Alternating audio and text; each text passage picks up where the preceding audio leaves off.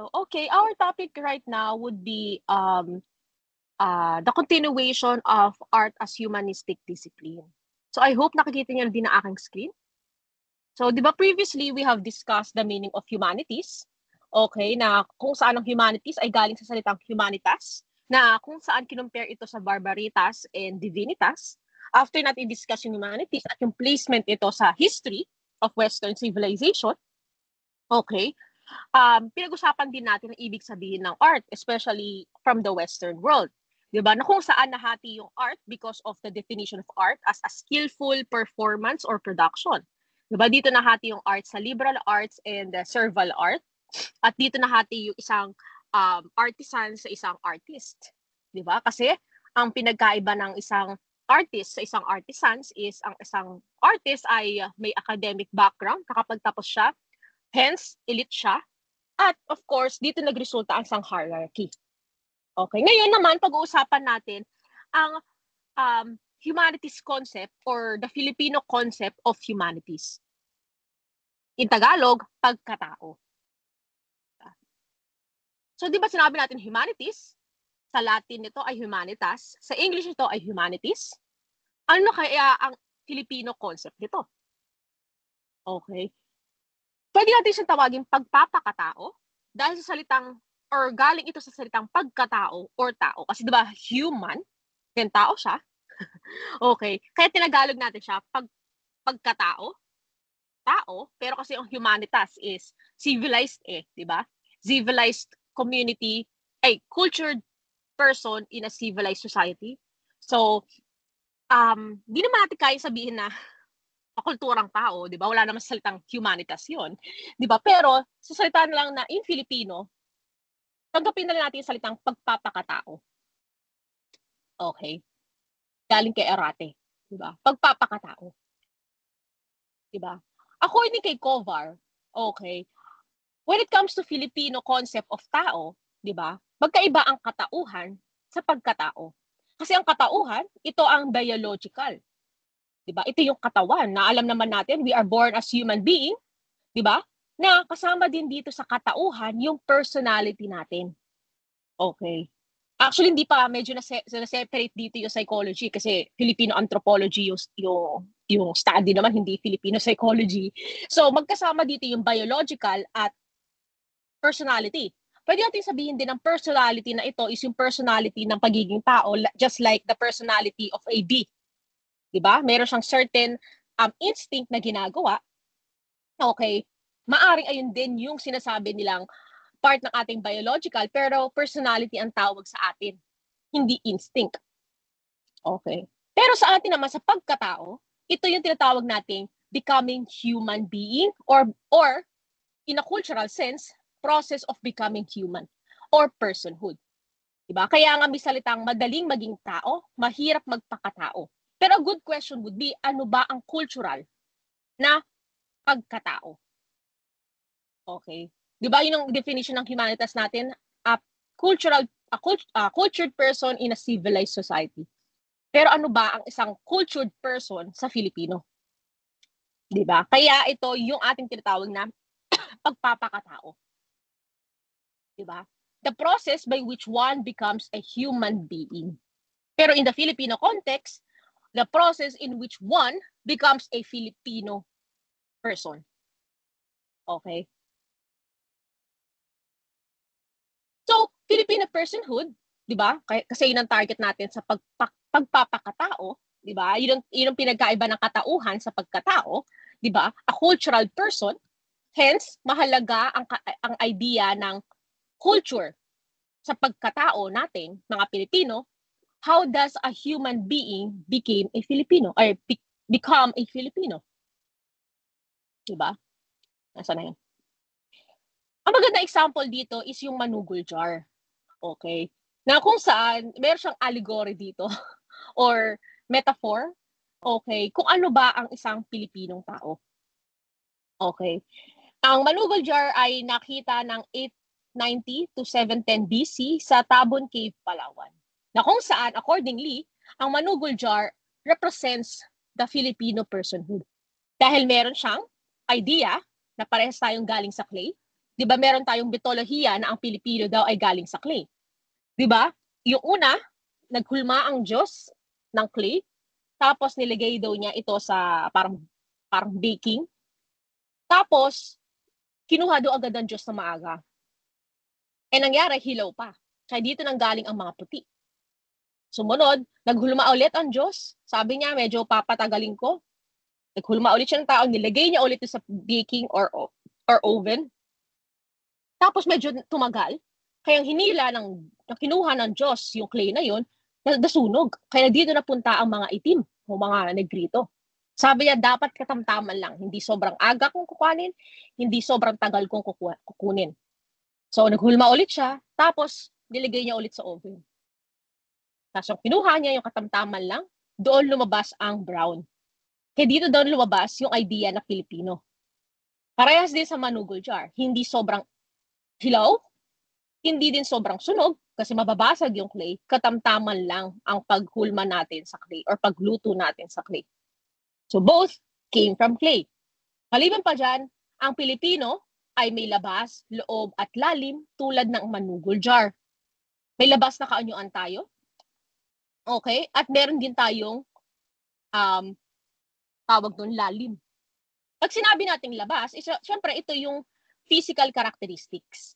Diba? Lahat tayo ay merong ulo, dibdib, ilong, mata, bibig, buhok, and so on and so forth. May loob din tayo. Ito yung mga nasa isipan natin, mga damdamin natin, mga emosyon natin. Habang ang lalim naman, ito yung nagpapakita ng ating kaluluwa or budhi. Pag sinabi nating budhi, ito yung parang, lalim kasi ng term na ito, yung essence natin. Okay? Esensya natin. Kung ikaw ba isang mabuting budhi, then natural sa'yo na pagiging mabait. Pero pag ikaw ay may masamang budhi, okay, hence, masama ka talagang nilalang. Okay. Actually, ito, kung in-English nyo tong terms na ito, ito yung body, soul, and spirit. Naniniwala ang mga Pilipino sa tripartite part of the soul. Okay. Body, soul, and spirit. Medyo platonic siya, pero yun nga. Pero medyo iba din yung konsepto natin eh. Hindi siya pure Plato eh. Pero yun nga, may labas, loob, lalim tayo. Just like the clay. Diba? Or the banugol jar. Diba? May labas na anyo siya, diba? Okay, ito yung anyo niya. May loob siya at may lalim siya. So ano ba ang mga palabas na katangian ng isang mga Pilipino, 'di ba? Sa labas, ito yung sabi nating physical, 'di ba? Either ayun nga may kulay ng balat tayo, may mga mapuputi at may itim na mga Pilipino. May tindig tayo, may matatangkad at may andak. May mga matatangos naman ng ilong at pango. Yung dibdib naman, may mga malalapad or malalaki ang ilong. Nasa ba salamin ko? Tapos, sa loob naman ng pagkatao, ito yung emotional, intellectual, at moral thing. Okay? Nandito tayo, ay meron tayong isip, may mga Pilipinong matatalino, di ba? May mga Pilipino din na may mabubuting asal at magagandang ugali. At syempre may mga Pilipino ding emosyonal, di ba? Or may mga ibang Pilipino na logical naman, di ba? Lalim naman, syempre kasi tayong mga Pilipino, bago pa tayo sakupin ng mga Espanyol, naniniwala na tayo sa mga sa mga mito, sa mga anito't anita. So dito natin makikita kung isang tao spiritual siya, kung banal ba siyang nilalang or naniniwala siya sa mga Diyos, di ba? Kaya ito yung lalim. Dahil dito, okay, mapapansin din natin na related yung labas at loob. Diba? Mayroon tayong kaisipan na kapag malapad ang loob ng baby, matalino siya. Kasi nga, connected yung tatlong yun. Diba? Yung soul, body, spirit. Diba? Kapag sa lubong ang kilay, yun nga, matapang o galit. Pag malagkit ang tingin, umiibig. Diba? Kapag maduming ang bibig, diba? Masamang magsalita. Kapag sa lalim naman, malinis ang kaluluwa, diba? Mabait siya. Diba? Tulungin siyang nilalang. Ibig sabihin, matuwid ang kanyang budhi. Diba? So, kitang-kita nyo, diba, meron tayong ganitong idea sa mga Pilipino. Diba? Ano pa ba mga konsepto? Yun yung usually, malapad ang noo kasi yun yung sinabi kay Rizal, diba? Malapad ang noo ni Rizal, matalino. Kaya matalino nga talaga si Rizal. Diba? May iba naman malalaki yung palad. Kalimutan ko ibig sabihin nun. May iba naman, tawag doon, yung nunal, yung pwestuhan daw ng nunal. Kapag may nunal ka malapit sa mata mo, ibig sabihin daw luluha ka. Or, ano ba yun? Tawag doon, yung asawa mo daw ay mamamatay ng maaga. Ginudge agad din, no? Kaya lagi ka daw luluha. Yung mga ganun. Okay, kung may nunal ka daw sa palad or sa temple mo, sa ulo mo, matalino ka daw, mga ganun. Okay. So, dito din, actually makikita natin yung Filipino psychology base sa tatlong part natin. Diba? Body, soul, and spirit. Sa labas, diba? May hipo tayo. Ibig sabihin, meron to tayong dama. So, every time we touch something, may nararamdaman tayo. Alam naman natin yan. Diba? Kapag may pigil daw, may pagtitimpi na ginagawa. Totoo naman. Kaya nga, may pinipigilan ka, maaaring kasi may temptation ka. Ibig sabihin, in your psychological state, nagtitimpi ka. Diba? May temperance ka. Diba? May dinig, ibig sabihin, may ulinig ka. Meron kang naririnig. Diba? Kapag ikaw naman ay tumatawa, ibig sabihin may tuwa ka. Alam naman natin yon. Unless may tao tumatawa pero hindi siya natutuwa. Diba? May mga ganun din. Diba? Kapag may saya naman, ibig sabihin may ligaya. So, kitang-kita din natin dito na connected din ang labas sa ating mga Pilipino sa loob. Diba? Okay. Kapag may sarap, syempre may ginhawa. Diba? Connected yan. Yung tatlo. So kung ganun pala, ang humanities in Filipino concept ay pagpapakatao. Diba ito sinabi ko sa inyo kanina? The process how a human being becomes a Filipino. Diba? So, paano natin magagawa yun? Accordingly, diba, in the study of humanities, as pagpapakatao, the students would discover and realize their own identity as a Filipino. So kapag nalaman mo yung identity mo as a Filipino, nare-reach mo yung pagpapakatao mo or nare-reach mo yung humanities mo. Paano natin malalaman yun? Through arts. Okay. By looking at Filipino arts ng mga sinaunang mga artist. Diba? So sabi ni Felipe de Leon, senior, okay, defining the Filipino through the arts, diba? Mahalaga kasi ang arts kasi siya ang nagsasabi ng cultural identity natin. Diba? Ang cultural identity, ibig sabihin nito, the worldview and values, beliefs, systems, knowledge, skills and practices, core principles and ideas shared by society. So dapat malaman nating mga Pilipino ang ating cultural identity para malaman natin yung identity as a Filipino. Kasi nga, di ba, meron tayong shared na paniniwala. Di ba? Bawal magwalis sa gabi, bawal magputol ng kuko sa gabi. Ay, bawal magwalis sa gabi at bawal daw magwalis palabas kasi daw masama daw yun. Tinataboy mo daw ang mga swerte sa bahay mo. Di ba? Ano pa ba? Pagtabi-tabi po ka pag pupunta ka sa mga madadamo. Di ba? Meron tayong mga values. Dapat daw respetuhin natin ang mga mas nakakatanda sa atin. Di ba? May mga knowledge tayo. Di ba? May mga skills and practices tayo. May mga skills and practices natin. Basically, nahalo na kasi ng West eh. Di ba? And so on and so forth. Okay. Meron tayong sariling atin. Okay. Hence, ito yung ating cultural identity. Ang problema lang dito sorry, hindi pa pala dito yun. The cultural identity is a sine qua non for becoming active in the world. Pag sinabi natin sine qua non, very essential or isa sa mga mahalagang part para maging active tayo sa mundo. A source of social empowerment. Rob a people of their own identity or their identity and they become passive, lost, indolent, uncreative, and productive. Di ba alam naman natin na wala ang cultural identity ng Pilipinas dahil sinakop tayo ng mga Espanyol pala, sorry. At alam naman natin nasira ang ating cultural identity. So, ang problema dito is paano natin siya ibabalik or i-restore or gagawa ba tayo ng panibagong cultural identity? Ayun nga, di ba? Rob a society of their cultural identity, masisira yung society na yun. Diba? Usually, yung ginawa ng mga superpowers dati. Dati Spain and Portugal. Then next UK, US, 'di ba? Then sinakop tayo, ano pa ba sumunod na superpower? 'Di ba? Yung nangyari yung World War I and World War II. 'Di ba? Usually, kapag sinasakop ng isang bansa ang isang country, 'di ba? For a country's expansion, 'di ba? Sinisira nila yung kanilang identity. Kasi nga para maging sa kanila yung bansa na yun, hence, alam naman natin, sinisira nila yung cultural identity para hindi din kasi mag-aklas yung mga tao na yun sa country na yun. Okay? Para hindi din sila magkaisa, di ba? Siyempre, pag nangyari yun, di ba, ang mga mananakop, di ba, magiging sa kanila yung lugar, especially the natural resources. Kaya usually, kapag sinasakop ang isang bansa, sinisira nila ang cultural identity ng country yun. Okay.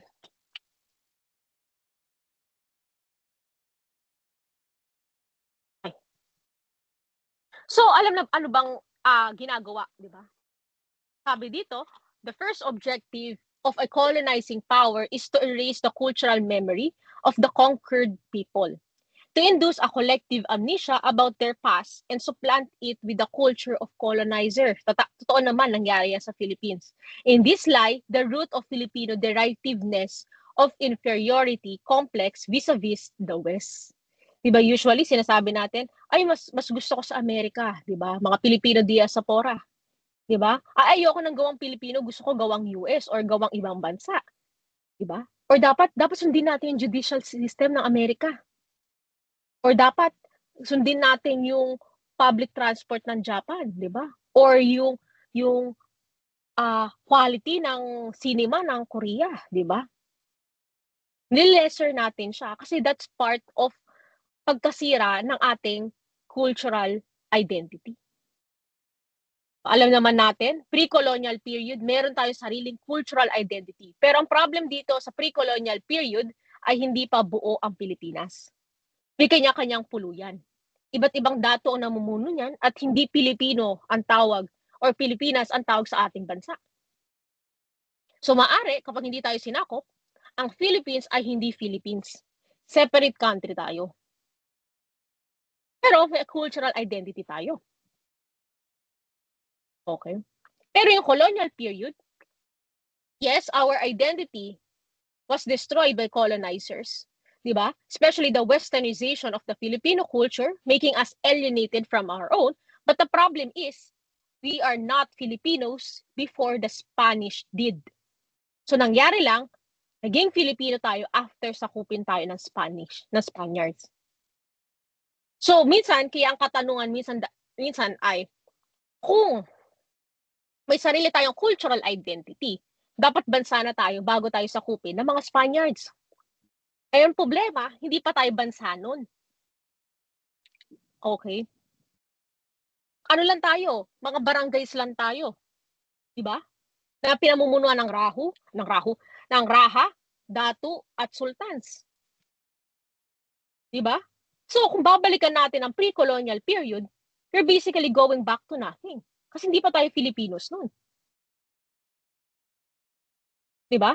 Sinira ng Spaniards ang original ng mga Datu, Raha natin, pero sila ang nagbuo ng pulo natin. Sila nagsabi ng Luzon, Visayas, at Mindanao. Diba? Kaya ang magandang tanong, meron ba talagang sariling cultural identity ang Pilipinas bago sakupin tayo ng Spaniards? Or wala? Kasi alam natin, hindi pa unified ang country natin. Nagkakaroon tayo ng kalakalan sa Luzon, Visayas, at Mindanao, pero kinukonsider ba ng pre-colonial Sultan, Datus, and Rahas na isa tayong country? We're not quite sure. Diba? Pero accordingly, kiniklaim nila, sinira ang sarili nating Filipino culture. Yun nga, ang problema dito kasi ang salitang Filipino. Hindi tayo Filipino before Spanish period. So magandang tanong, may sinira ba? Or sira naman talaga siya in the first place? Or yung mismong Filipino culture ay yung mismong galing sa Spain? Kaya ito ay magandang katanungan. Lagi ko itong tinatanong sa mga nag-aaral sa Filipino Philippine Studies. Kasi gusto daw nila laging balikan yung Filipino identity. Sige, sabi ko, okay. Pero, sabi ko, hindi pa tayo Pilipino before tayo sakupin ng Spain, ah. Anong huhukayin mo doon? So, babalik tayo sa hiwalay-hiwalay na pulo? Sasabihin nila, hindi. Diba? Ewan ko kung may study na talagang united tayo before tayo sakupin ng Spanish. Pero alam ko hindi eh. Kaya nga, pumayag yung isang dato na lumapag sa, ano ba yun? Sa Cebu ba yun? Kasi, or kumampi ang isang dato, okay, tapos kaya pumunta sila kay Lapu-Lapu. Kasi yung dato na yun, kaaway niya si Lapu-Lapu. Diba? Kaya sabi nila, pumunta ka dito, anihin mo si Lapu-Lapu. Ang ginawa ni Lapu-Lapu, alam niya kasi na kakampi yun ng isang dato or sultan, pinatay niya si Magellan. Although, may original plan talaga si Magellan na sakupin tayo, pero ginamit din yun as power ng isang datong kalaban ni Lapu-Lapu. So, nag-aaway-aaway tayo nun. So, magandang tanong, meron ba talaga tayong sariling buong bansa nun? Wala. Isa lang tayong mga dato-dato. Barangays. Then after that, nagkaroon tayo ng pre-colonial period. Diba? Ito din yung reclamation, affirmation, definition of our identity in our terms. Pero tandaan natin, hindi kasi natin masaseparate ang Spaniards sa atin. Yes, sinakop nila tayo for 333 years, pero maaaring sila na kasi talaga yung Filipino identity kasi sila nga ang nagsabing tayo ang Pilipino. Ang problema pa nga dito, di ba? Ang Filipinos na kiniklaim natin ngayon na tayo ay actually does not refer to us. It refers to the Spaniards living in the islands of the Philippines. So it does not refer to the Indios na tayo. Walang tawag sa atin. Tapos ngayon, kiniklaim natin Filipino tayo? No. Sa panahon ng Spaniards, Filipinos are the Spaniards living in the Philippines. It does not refer to the locals living in the Philippines.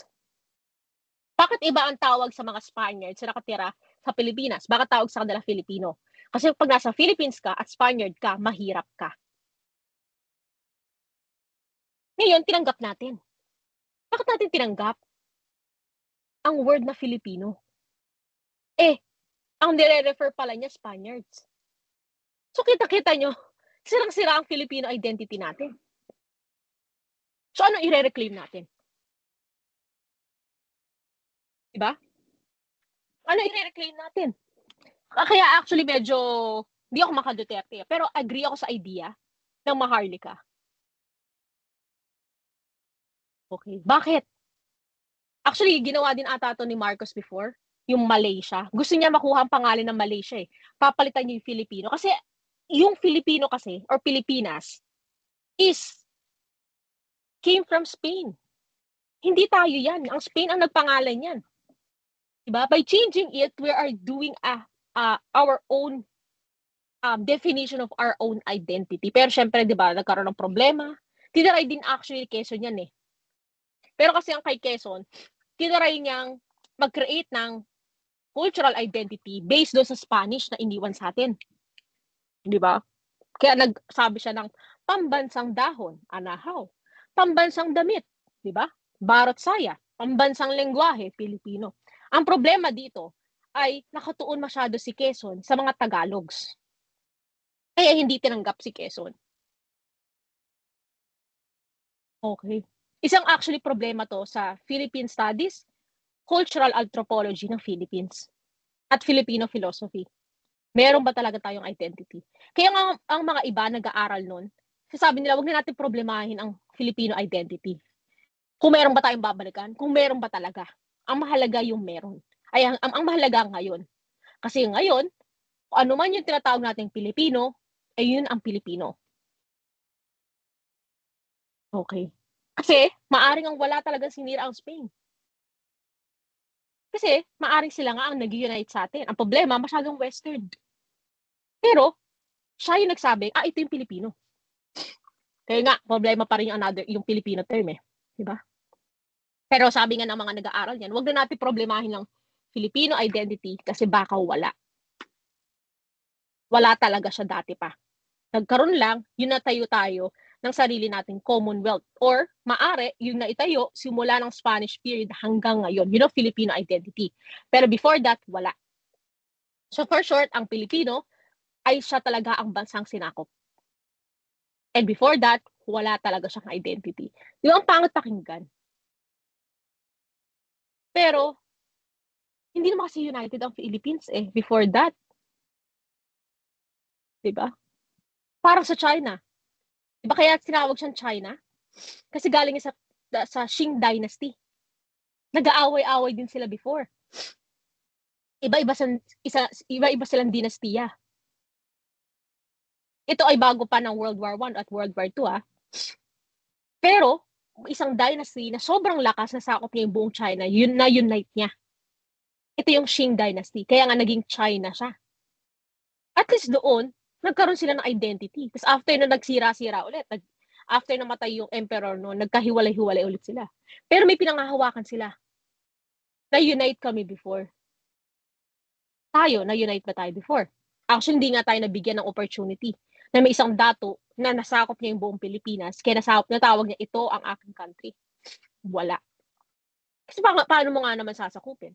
Ang hirap ng Visayas at Mindanao. Diba? Anyways. Diba?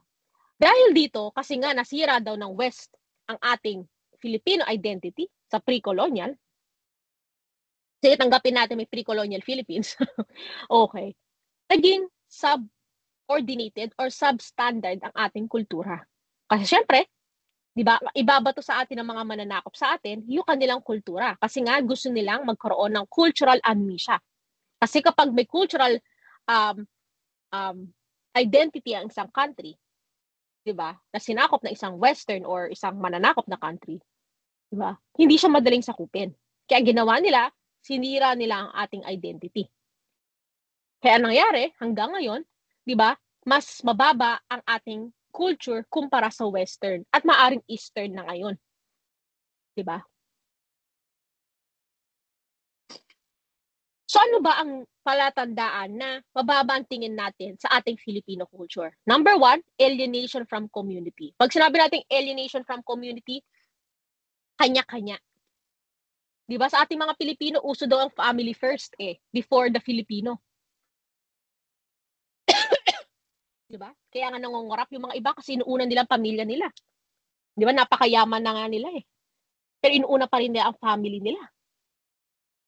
Instead of the community or serving the community. Diba? Kilala natin yan. Mga ulit-ulit na pangalan sa flood control project at yung bagong pangalan na cheese with. Diba? Okay. Pangalawa, alienation from our sources of cultural energy like thinking in borrowed forms and economic dependency. So, ano ibig sabihin ng thinking in borrowed forms? Halimbawa, kapag gusto mo, uso ito sa philosophy Okay. I'm not quite sure sa kurso nyo, pero usually, kapag merong, halimbawa, formula na ginagamit, halimbawa sa inyo, galing siya sa West. Okay. Or halimbawa may diagram, galing din siya sa West. Bakit tayo mga Pilipino, hindi kaya nating gumamit ng sarili nating statistical technique or method? Bakit galing lagi sa West? Kasi, nasira na masyado ang ating identity, hindi na natin kaya mag-isip. Next, the economy of dependency. Obviously, nangungutang tayo sa ibang bansa. Actually, lahat naman ng country nangungutang doon. Nangungutang tayo sa World Bank, kung sino man may-ari nun. Diba? Pero, dapat at least, self-sustaining country tayo. Diba? Dati tayo ang nag-aangkat ng bigas. Ngayon, tayo na mismo ang kumukuha ng bigas.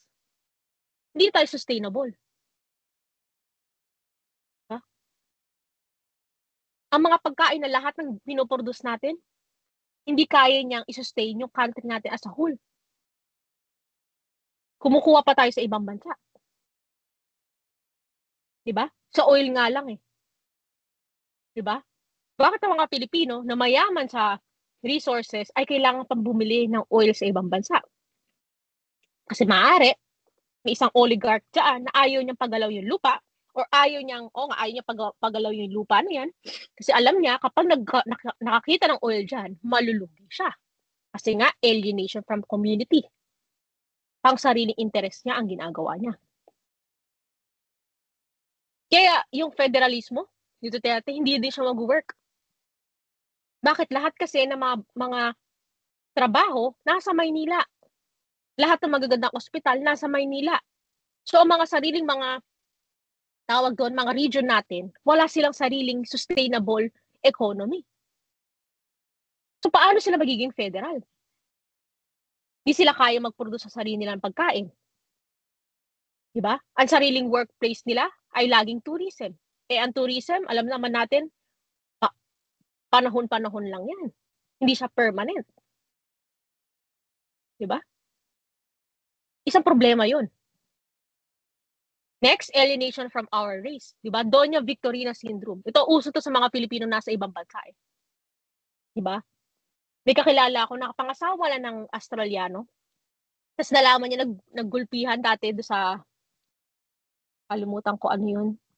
Yung Filipino versus Australiano, naggulpihan sila dati. Kalimutan ko. Kasi binastos ng Australiano yung mga Pilipino. Kaya ang mga Pilipino pinaggugulpi nila, di ba naggulpihan sila doon? Tapos nag-trending siya. Itong kakilala ko, nakapangasawa ng Australiano, sabi ang hiyang-hiya daw siya. Hindi man daw ba tayo nahiya? Kasi ang sasama na doon ang tingin sa kanya ng Australiano. Wow, Doña Victorina. Diba? Hindi niya alam yung whole story. Well, sa bagay, kailangan niya makisama doon. Pero, diba? Bakit mo ipagkakait? Or bakit mo hahayaang malait tayo? Maraming mga Pilipino dyan na ganun. Doña Victorina, ayaw na nilang i-claim na Pilipinas sila. Pero pag uwi sa Pilipinas, ay galing ako sa ibang bansa. Okay. Next, alienation from the indigenous. Denigrating the local. Ito, obviously, hindi tayo connected sa indigenous. Kasi alam ng indigenous, na kapag na-access natin ang kanilang culture, kukuhanin natin ang lupain nila, which is usually ginagawa natin. Kasi nga, may mga oligarch at capitalist na gano'n na ginagawa. Kinukuha yung mga holy lands nila, mga holy place nila. Kaya ginagawa ng mga indigenous, malayo sila sa mga talagang mga Pilipino. Kasi gano'n na ginagawa. Pero kung may sarili tayong cultural identity at tinanggap natin na sila talaga ang unang Pilipino or sila ang unang nanirahan, actually mga tawag doon, mga negritos, di ba? Sila talaga ang unang-unang nakatira sa Pilipinas. Actually, hindi pa siya Pilipinas before. Sila talaga. So, ibig sabihin, sila talaga unang-unang totoong Pilipino kung Pilipino man ang tawag sa ating bansa. Pero bakit separated tayo sa kanila? Because, ni-root yan sa atin ng mga mananakop na wait, lesser being sila, uncultural sila, or barbaric sila.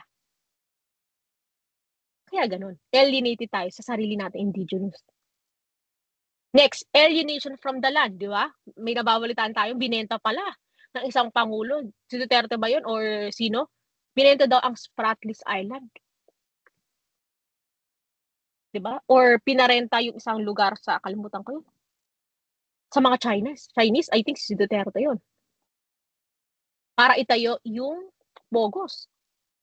Yung pala sinasakop na tayo. Diba? Kasi inuuna natin ang sarili natin instead of the community. Next, alienation from being Filipino. Hindi natin kilala sino tayo. From the mere fact nga lang sinasabi ko kanina na we do not know kung may sarili tayong identity before na sinakop tayo ng mga Spanish. It's a problem of alienation of being Filipino. Kasi hindi natin alam yung identity natin. And lastly, alienation from sustainable living. Connected to sa number 2 na sinabi ko. Hindi tayo sustainable country. Nakaasa tayo sa oil, rice, meat, diba ano pa ba? Fish, technology, sa ibang bansa. Diba? Ang nakakatawa nga dito sa ating galing yung mga raw materials sa ating minamine, kinukuha ng US, pinoprocess nila, ibebenta nila sa atin ng doble-doble. Tapos diba naglagay pa ng tariff si Trump? Diba? Tapos ginawa nila, o sige, papayag ako, di ba sabi ni Trump, papayag ako pero 1% lang sa inyo.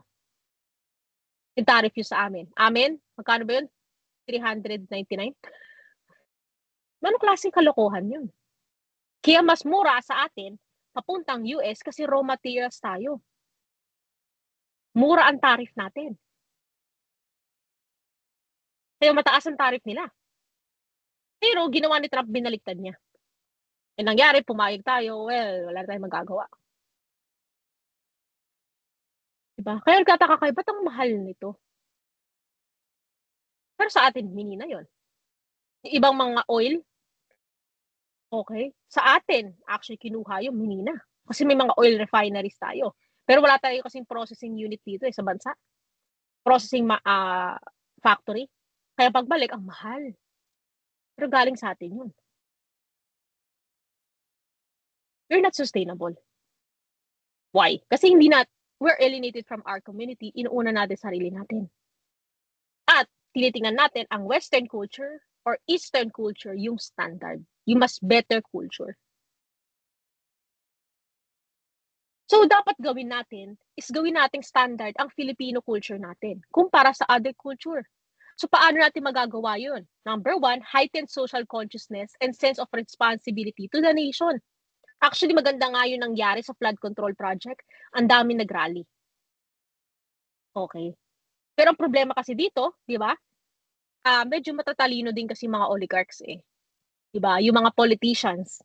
Di ba? Tinatanggal nila yung mga kursong nagbibigay ng social consciousness. Humanities, history, tinatanggal nila. Ethics. Di ba? Art appreciation, tinatanggal nila sa college yan. Filipino, history, wala nang history ata sa college eh. Di ba sa PUP, siya na lang ang nagbibigay kasi si PUP, kaya niyang ipaglaban yun. Pero punta ka sa ibang university, tinanggal nila yun. Bakit? Kasi, ayaw nila ng mga taong nagtatanong. The more ang isang society, mayroon siyang consciousness, the more na masisita niya ang problema ng lipunan. Pero maganda din ang social media, actually. Kasi sa social media, nakikita mo may problema. Diba? Kaya nga natuwa ako doon, di ako nakasama doon kasi may sakit ako. Pero natuwa ako doon. Ang ayoko lang doon, may mga grupong sumali na hindi naman talaga siya kasali doon sa pagrarally. Gusto lang nilang manggulo. Pero fruitful yun. Next, promoting people participation in local genius and cultural diversity. Ito medyo hindi pa tayo magaling dito. Hindi natin, wala tayong, sabihin natin, cultural exchange between Luzon, Mindanaoans, and Visayans. Wala. Kasi ako pag pupunta ako ng conference, pag alam nilang galing Luzon, masama na tingin nila sa amin. Kasi nga, ang mga Luzon, usually, especially taga Maynila, ng mga university, matataas ang tingin nila sa sarili nila. Kaya mga Visayans University at Mindanaoans University, ayaw nila kapag taga Maynila galing ang university na ka-cultural exchange nila. Diba? Ayaw nila. Kasi nga, unauso din sa dating panahon yung Imperial Manila. Pag sinabi natin Imperial Manila, lahat ng the best nasa Maynila. Trabaho, edukasyon, healthcare system, and so on and so forth. Ngayon, hindi na ganon. Mas magagaling pa nga minsan ang mga Visayan at Mindanaoans University kumpara sa university ngayon na nasa Maynila. Diba minsan, nagtatap pa nga ang ibang university, hindi UP, hindi Ateneo, hindi UST, hindi PUP. Diba? So nangyayari, nagkakanya-kanya din tayo doon. Pero kailangan natin ng participation. Bakit tayo mag-aaway-away? Kasi mayayabang ito or ganyan. Kailangan natin participation. Kailangan ng pag-unlad ng mga Maynila University na meron sa Visaya at kailangan din ng Visayas ang pang-unlad na meron din sa Maynila. Next, promoting the local but thinking national or global. Human communities, not the state, are the ultimate actors of development process. So, ang ibig sabihin nun, ipo-promote natin sariling atin in the national level or global level. Diba? Actually, maganda yung BINI at SB19, pero kasi ang BINI ngayon, medyo tina-target na nila Western eh. Tumalon agad sila sa Western or sa Eastern. Gusto nila makipagsabayan agad sa K-pop. Ba't hindi mo na sila nag-focus sa local or national level? Diba? Tayo may mga local bands tayo, pero sa sariling isang province lang, halimbawa. Gawin natin siya national. Diba? Dito pa nga lang makikita mo ay hiwalay-hiwalay na agad yung Luzon, Visayas at Mindanao eh. Diba? After natin ma-promote nationally, i-promote natin globally. O sige, promote natin ng isang Mindanaoan band. Diba? In a global level. Diba? Ay, hindi. Since ang government nasa Maynila, lahat ng ipopromote niya taga Maynila.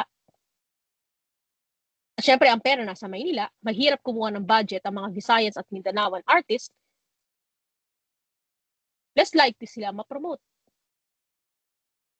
Next, integrating the arts to social and cultural phenomena as lucid mirrors of social consciousness. Ito yung problema sa atin. Iniisip natin lagi ang arts ay disenyo lang. Pero, yun nga, kaya nga nag-aaral tayo ng art appreciation para pakita natin, no, ang art ay nagpapakita siya ng social and cultural relevance. Ang problema din kasi dito, ang hirap maghanap ng artist. Bakit? Kasi ang artist walang pera. Di sila pinopromote or pinoprotektahan ng ating government. Sariling sikap nila. Eh, syempre, kung ikaw ay local artist, di ba? At wala kang kita sa pagiging local artist, syempre hindi ka na magtutuloy sa local artist. Kailangan mo kumain eh. Di ba?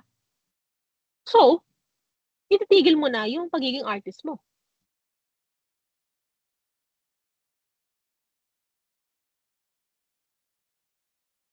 So, ano ba ang typical communal character of the Philippine traditional culture as reflected in the arts? Ano ba yung dapat nating makita na nagre-reflect nga sa Philippine arts ang ating Filipino culture? Number 1, integration of the arts with other values and function. Meron ba tayong ganun? May isa ba tayong painting na pinapakita ang Filipino pagmamano po? Filipino structure. Dati meron, ngayon wala na. Puro abstract art tayo ngayon. Next, unity of the arts. May sarili ba tayong art na kapag tinignan natin, ay, Filipino art yan. As a whole, kahit galing sa Mindanao yan at Visayas. Art is integrated with everyday life, not regarded as a separate activity. Yun nga, halimbawa, maganda dito ang example yung Japan eh. Kaya tagal nila magluto ng pagkain because cooking food is art itself. Sa atin, ay, kahit napakapangat tingnan ng dinuguan. Diba? Actually, hindi maganda sa mata yung ating mga Filipino food eh. Okay, di maganda. Diba? Next, quality of opportunity for participation in the activity and creative process. Diba? Yes, meron tayong pageant. Pageant lang. Ba't walang painting? Kasi mahal yung painting. Painting contest. Diba? Musical contest. Meron uso singing. Singing lang. Pero kapag gitara or sariling mga Filipino musical instrument, wala kasi mahal. Next, flexibility of material, technical and formal requirements. Yun nga, yung mga materials na ginagamit natin when it comes to art making ay, una, madaling i-access. Next, ay pwede siyang gamitin sa lahat. Wala tayong ganun. Next, use of available resources for artistic creation. Wala ngang budget eh. Di nga pinopondohan eh. Next, emphasis on the creative process rather than the finished products. Diba? Sa Philippines kasi, since wala nga tayong art eh. Diba? Ang mahal nga ng mga art course sa atin eh. Okay? Sa atin, sa Philippines, wala silang, halimbawa, sa paggagawa na lang ng mga pelikula, wala silang pakialam sa artistic process or creative process sa paggawa, halimbawa, ng Encantadia. Ang mahalaga sa kanila, mataas ba yung rating? Diba? Madalas ang mga pelikula natin, for pera. So, ang sawa na tayo sa love teams. Ba't puro love teams? Kasi yun ang mabenta. Pero creative ba yun? Hindi. Bakit puro sampalan? Diba? Ba't puro shock value yung pinapalabas sa Pilipinas? Kasi ayun ang may pera. Creative ba yun? Hindi. Ba't puro kabitan? Next, simultaneously of conception and realization. Wala tayong ganun. If something new ang meron sa ating society at gusto mong ipasa siya, diba, halimbawa sa painting, sa drama, hindi siya ina-accept. Kasi nga, iniisip ng mga Pilipino, magiging mabenta ba yan? Hindi. Popondohan ka ba ng isang GMA or ABS-CBN, mga talent center, kung ang art mo ay something nakakaiba. Pero, nag-a-adhere sa creativity. Pero, kasi hindi nila alam, new lang yun, bakit nila popondohan yun?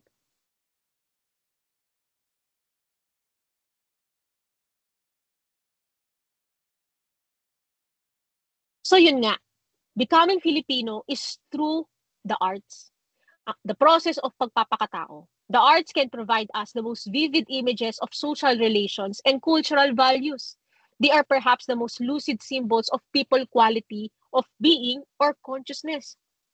Contemplating the art is like reflecting on the psychic template of an artist or a cultural community. Bakit hindi mabenta ang art sa Filipino? Kasi baka wala tayong Filipino identity.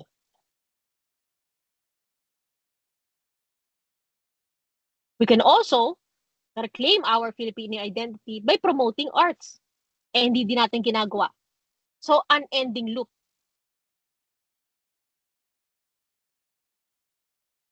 Diba? Okay. So now let's continue with the last part of our chapter or our discussion, the Filipino concept of art. Okay. As you can remember, diba, the Western concept of art ay may 3 characteristics siya. Diba? Academic, kasi only school people are artists. Next, elitist siya because it meant for the higher class because the art school is very expensive. Kaya naging hierarchical siya. Okay, kasi definitely, napaka-unfair yun sa mga taong nag-aral sa art school na kung saan isang taong hindi nag-aral sa art school ay kukonsider na artist. Okay, kaya nagkaroon ng hierarchy, naging high art, then low art, major art versus craft arts, fine arts versus practical arts, folk and indigenous art versus popular arts. Diba? Nahati siya. How about the Filipino concept naman? Actually, sa Filipino concept of art is wala tayong distinction. Wala tayong pinagkaiba sa isang paso na for design, sa isang paso para sa halaman. Wala tayong pinagkaiba na, di ba sa Filipinos, kasi nasakop tayo ng Spain, di ba? May mga plato tayo pang bisita, may plato tayo pang bahay. Actually, originally, walang ganun sa Philippines. Okay, dapat ang ginagamit natin everyday ng mga plato ay makukulay. Maliban sa madisenyo siya, okay, ay ginagamit din siya pang araw-araw. Okay? Wala tayong distinction, di ba? Sa atin, Filipino, sasakop kasi tayo ng Spaniards, iba yung tsinelas panlabas, iba ang tsinelas panloob. Iba yung damit pang bahay, iba ang damit pang labas. Di ba? Ano pa ba? Iba ang vest sa paso. Iba ang carpet sa basahan or sa rug. Okay? Western yun. Pero sa ating Filipinos, walang ganun. Kasi everyday na mga ginagamit nga natin ay dapat makukulay. Diba? Ito yung sinabi, actually, isa sa mga philosopher, sa mga artist na nagpo-push ng Filipino concept of art is si Damian Domingo. Okay, siya yung sinasabing father of the Philippine painting. Sino ba siya? Son of Chinese immigrant, converted to Christianity, but thought to be a noble Spanish descent by the Spaniards so that they commissioned him to paint. Okay, kasi akala nila Spaniard siya, so pinagbigyan siya mag-paint. Engaged by a merchant to paint in mini asterismo style, album of people wearing their daily costume. Mamaya makikita nyo, ibig sabihin ng mini asterismo. Okay. Had a vision of making art more accessible to the Filipinos. So, pinopromote niya yung Filipino art founded the first art school in the Philippines, Escuela de Hubio y Pintura in Tondo, Maynila. Okay? His patron was Sociedad Económica de los Amigos del País, professor and director of the Philippine Art Academy. The academy was closed after his death, producing Filipino artists trained in Western artistic tradition. So actually, isa siya sa mga earlier Filipino na earlier artists na gustong i-train yung mga Pilipino sa isang Filipino style art. Pero yun nga, nagsarado kasi ang kanyang school, yun namatay siya. So yung mga style of art niya. Okay, na nagpapakita ng Filipino art. Ito yung mini asterismo. Okay? Para silang mga cards. Okay? Na kung saan, yung laki nila para silang mga cards. Okay? Na pinapakita nila yung mga Philippine costumes. Di ba minsan may nakikita kayo Philippine flag na bawat Philippine flag, merong mga araw, tapos may mga taong damit na pambansang damit nila doon sa lugar nila. Isa example yun ang ginawa ni Domingo. Tipo del Pais, watercolor, ano ba? Nakatakpan. Sorry. Okay, native costumes. So kung may nakita kayong, usually nakikita ko tong mini asterismo sa isang Philippine flag na kung saan bawat lalawigan ay may mga malilit na tao tapos suot-suot nila yung kanilang mga pambansang damit or native costumes nila. Okay. Isang art yun ni Domingo na nagpo-promote ng Filipino art. May gusto niya kasi ituro sa mga Indios, okay, na hindi nga nakapag-aral kung ano ba ang Philippine art. Ang kalaban naman niya is si Juan Luna. Nag-aral siya ng Bachelor of Arts degree at Ateneo Municipal de Manila, enrolled in the Academy of Fine Arts, Manila. Okay, nabuhay siya ng 1857 to 1899. Went to Europe in 1887, studied in Escuela de Bellas de Artes de San Fernando. Won gold medal in Exposition Nacional del Bellas Artes in 1884 for his works Polarium. Okay, commissioned by Spanish government to do paintings like La Batalla de Lepanto and El Pacto de Sangre. Wow, sangre. Encantadia. Arrested for murdering his wife and mother-in-law but was acquitted on grounds of crime of passion. Wow, murderer pala siya. Pero kilala si Juan Luna naman on the other hand on the idea of Western art. Kung si Domingo is Philippine style art, si Juan Luna ay Western. So nakikita niyo yung pagbabanggaan ng dalawa. Okay, so ano yung mga work niya? Siyempre, ang kilala nating Spolarium. Actually, this is a, I think, kalimutan ko to. Is it Greek? Sa Greece ba to? Or France? Kalimutan ko yung pagsasakop sa kanila. So, daming murder na nangyayari. So, ito yung pinate niya. During the time of Spanish colonization, napakahalaga nito sa mga Pilipino kasi nakikita ng mga Pilipino ang ginagawa ng mga Spaniards sa atin. Kaya nga, nakilala ang Spolarium.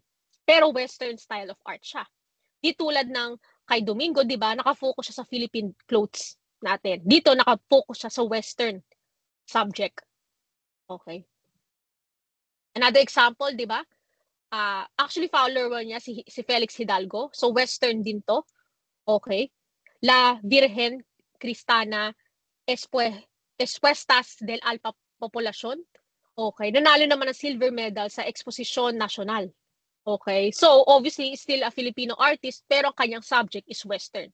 So, nakikita natin dito, Filipino siyang artist, pero ang kanyang subject is Western. So, nasasakop na ito ng Western concept of art. Sabi nga ni Rizal, diba? In the history of mankind, there are names which in themselves signify an achievement. To such belong to the names of Luna and Hidalgo. Their splendor illuminates two extremes of the global, the Orient, and the Occident, Spain and the Philippines. Diba sabi ko sa inyo, si Hidalgo, Philippines, si Luna, Spain. As I utter them, I seem to see two luminous arches that rise from either region to blend there on high, to unite two peoples with eternal bonds, two people whom the seas and space vainly separate, two peoples among whom do not germinate the seeds of denusion, okay, blindly sown by men and their despotism. So obviously, si dalawa ay produkto sila ng lipunang kinabibilangan nila. Luna and Hidalgo are the pride of Spain, as of the Philippines, two born in the Philippines. They might have been born in Spain, for genius has no country, genius bursts forth everywhere.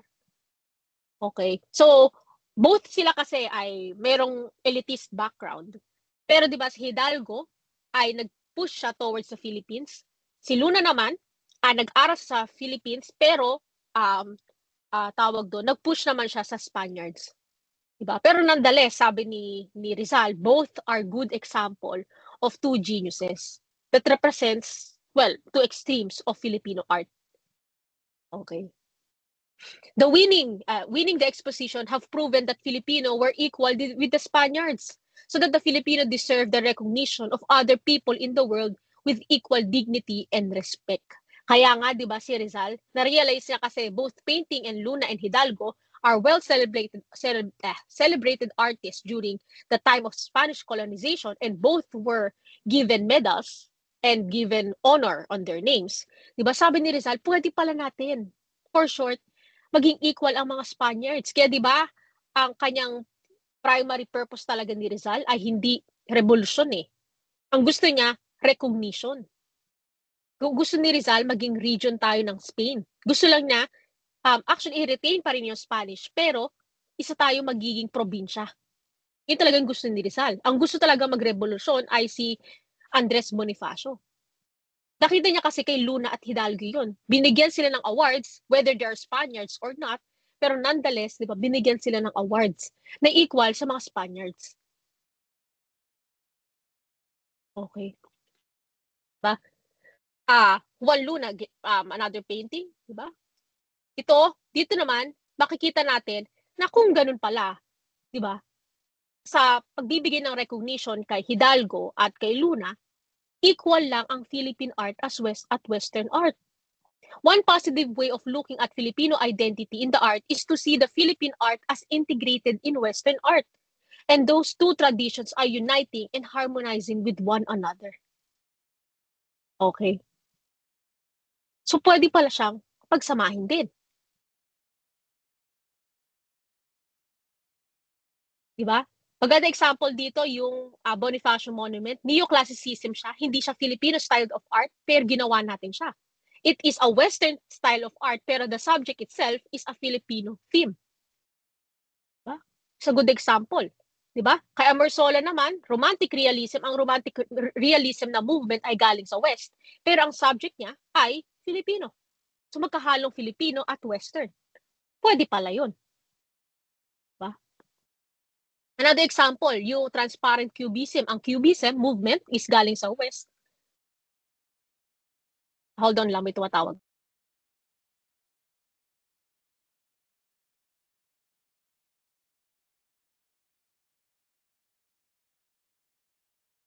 Sorry for that. Yun nga, transparent cubism is galing sa West yung movement na yon, pero ginamit siya ni Manansala to express the Filipino identity. Diba? The market scene. Next, diba? Surrealism. Movement siya sa West, pero ginamit siya nila Morzola para ipakita yung, sabihin natin, mga shells sa Philippine beaches. Diba? Another movement, abstract expressionism, is a movement, sorry, patag. Oy, lakar.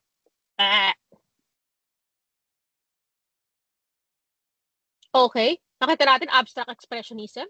Diba? Ginawa siya ni Hoya, kulit naman nito, may auto-move siya. Okay, it represents naman karate. Later on, explain ko yung ibig sabihin yan. Next, field painting. Diba ka Arbor? Gumagalaw siya mag-isa, ayoko ng labanan. Tinalak, another example. Actually, ito is an example of Filipino art. Okay. Filipino art siya because pinapakita niya yung art na mismong region na yon. Pero at the same time, ginagamit kasi siya for everyday living.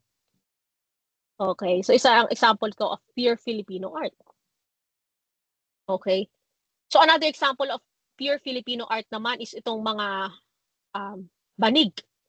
Ako, naabutan ko itong magkaroon ng banig. Ewan ko sa inyo kung may mga iba sa inyo sa province. Isang example to of Filipino art. Maganda na siya, pero everyday ginagamit siya. Diba? Iba yung iba sa West eh. Iba yung cushion. Okay, sa mat. Okay, sa atin, iisa lang yon. Okay. Next is pastillas wrappers. Di ba? Ito, namamatay na tong art actually. Isa na lang ang nag-practice nito. Pero is a good example of Filipino, pure Filipino art na walang halong Western. Okay. Diba? Another example of Filipino art, pure Filipino art is Badjao art, yung Vinta. Diba? Ginagamit na pang araw-araw ng pangingisda at pamamangka ito, pero at the same time makukulay siya. Diba? Sarimanok is another example of Filipino art that represents the myth. Okay? Of Filipino myth. Diba? Okir, ito uso to sa Mindanao. Okay? It represents the art of the Mindanaoans. Okay? Pero at the same time, may function siya. Actually, nilalagay siya sa architecture eh. Okay. Another example, yung torongan sa bahay. Okay? Yung parang pakpak. Okay? It's a design, pero I don't know kung bakit meron siyang ganyan. Ano yung function niya. Pero isang example siya ng Philippine art. Maranao brassware, another example of Filipino art. Diba? The burner jars, isang example. Na itong burner jars ay ginagamit siya kung saan para i-preserve yung mga food or pwede siya lalagyanan ng tubig. Okay. So, ayun nga, another example of Filipino art. 'Di ba? Pasiking, 'di ba? Ito nauso sa ngayon, maraming mga tao nagbebenta pag pumunta ako sa Baguio, ang dami nagtitinda nito. Okay. So, isang example of Filipino art, 'di ba? Lingling o naman sa example, ito I think nilalagay ito sa ilong or sa tenga, 'di ba? Isa siyang palamuti, 'di ba? Next, bulul or Igorot art, I think ano to it's a deity nila. Correct me if I'm wrong. Okay. Next, syempre alam naman natin, magpapasko, 'di ba? Is an example of Filipino art. May halong Western na to kasi Christmas ay hindi naman talaga sila celebrate ng Filipinos, 'di ba? Sinakop lang tayo ng Western or Spain, kaya nagkaroon tayo ng Christmas, pero 'di ba? 'Di ba? Mga example din ng mga ng mga fiesta, 'di ba? Isang example, pahiyas is a good example of pure Filipino art. Okay? Taka, okay, yung tawag dito, yung hinahampas, kalimutan ko tawag dito. Okay? Or hindi ata siya hinahampas eh. Ewan ko. Okay. Kung ano siya. Okay, example of Filipino art, 'di ba? Syempre jeepney, 'di ba? Ngayon napaka-rare na ng mga jeepney natin at ah uh, halos sira-sira na yung mga jeepney. Okay? Pero actually yung mga jeepney is a Filipino art. 'Di ba? Especially yung mga patok pag nasa PUP kayo, sumasakay kayo sa PUP, nakikita niyo yung patok. 'Di ba? Pagandahan sila ng kulay, palakasan ng tugtugan, 'di ba? Philippine art 'yon. Actually dati nang bata pa ako, minsan paramihan pa sila ng palamuti. 'Di ba? Pagandahan pa sila ng tunog ng mga busina ng kanilang mga jeepney. 'Di ba? Ang dami nilang mga flags. Tapos pagpasok mo sa loob, mayroon pang Christmas light at may mga lanterns pa. Because that is Filipino art. 'Di ba? Next, another example. Ito may halo na tong West eh. Kasi ang kalesa dinala sa atin ng mga Spaniards. Actually, ang jeepney galing siya ng West eh. Ang jeepney nagsimula talaga siya sa Americans. Yung jeepney military car. Okay. Kasi military car yon. Tapos, may isang Pilipino ginawa niya siyang pang araw-araw na biyahe. Kaya nagkaroon tayo ng jeepney. Pero galing sa West yan. Military car. Yung pinanggalingan nito. Okay. Itong kalesa, definitely galing yan sa Spain. Okay. Dinala sa atin. So, na-adapt natin siya. Nagkaroon tayo ng sariling pinaghalong Western and Filipino art. Diba? Tricycle, ito wala to. Purely Filipino art to. Okay, so kitang-kita natin yan. Ngayon, hindi na masyadong makulay yung mga tricycle kasi kailangan nila sumunod sa color coding eh. Okay. Then, syempre, yung sorbetes. Diba? I think it came from the West pa rin ito. Especially the Spaniards. Okay, inadapt natin. So, pinaghalo siyang West and Filipino. Karaoke, di ba? Mga paligsahan sa literature at sa music, di ba? Filipino art to, I think. Pasyon, ito galing to sa West. Okay, na inadapt natin. Okay, at pabasa. Di ba? Ginagawa natin to during Holy Week. Di ba? It's a Western na ginawa nating Filipinized. Diba? Senakulo, isang another example, theater art siya actually, na sinasabuhay natin yung actually death of Jesus Christ. Diba? Galing siya sa West, pero finipilize natin siya. So, ayan. Meron din tayong actually, ayoko na panoodin to, pero pinapakita naman dito yung indigenous culture ng ating mga Pilipino. Okay. So kung makapapansin natin, the principle of cultural identity does not mean that cultures cannot be criticized. Okay, if all cultures on earth are to survive, most of them have to change some of their beliefs and practices in order to become compatible with one another. So yun nga, ignore muna natin yung problema sa Filipino identity. Okay. So ang maganda dito, if may kultura isang bansa, 'di ba? In order for it to be in order it to survive, in order for it to improve, dapat lagi natin siyang i-criticize. Kasi dito magi-improve maliban ng society, syempre magi-improve din yung mismong kultura niya, 'di ba? Kaya ang maganda dito, 'di ba? Ang Filipino at ang Western ay kailangan nating magkahalo para mabuo yung identity na hinahanap natin. Kasi number one, we cannot actually escape from the past. Diba? Totoo naman kasi talagang sinakop tayo ng Western eh. Kahit anong mangyari yan, kahit i-deny mo yan, sinakop tayo ng West. Diba? So, ang ating Filipino identity ay nakaakibat sa mismo West. The Philippine culture has to be dynamic in its relation with other cultures in the world. By harmonizing the West and the Filipino concept of art and its practice, a truly Filipino identity in the arts would emerge out of the shared cultural universe not only of our own people but the humanity as a whole. Ang ibig sabihin lang din dito, maliban sa Filipino and Western, okay, ay kailangan magtulungan para lumabas ang Filipino identity. Okay, sometimes, di ba, adopting certain Western culture as our own, lalabas yung mismong Filipino identity natin. Halimbawa, di ba, nauso sa Pilipinas yung remake or adaptation. Di ba, may adaptation ngayon eh. Di ba, na kino-compare yung Korean drama sa Filipino version, yung kay Ann Curtis. Di ba? Mapapansin nyo doon yung difference between the culture of the Korean drama versus the culture of the Filipinos. At every time we do that, makikita natin, ay, may identity nga ang mga Pilipino. Di ba, nauso sa atin yung adaptation of Marimar and Rosalinda? Di ba? May sarili pa rin tayong spice doon. So anyways, continue na ako.